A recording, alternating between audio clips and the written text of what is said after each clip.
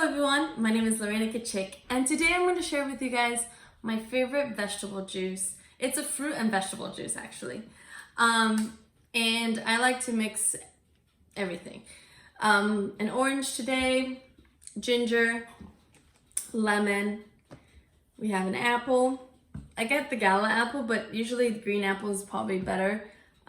Green pear, cucumber, 1, 2, 3, 4, 5 celery sticks, and today I'm just gonna use 4 carrots. I washed them all, and pineapple and beets. Here we go.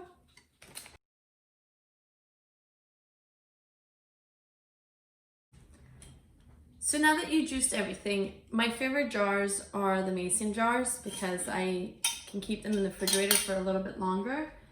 And it looks like this. It's all done. Let's see if I don't spill. That's good. And there it is. Vegetable. Get your veggies and your fruits at the same time. I hope you enjoy this, and I'll see you guys next time on my YouTube channel. I'm Lorena Kachik. Don't forget to subscribe, and I'll comment everything, all the stuff that I use, so you guys can use it at home. Have a great day.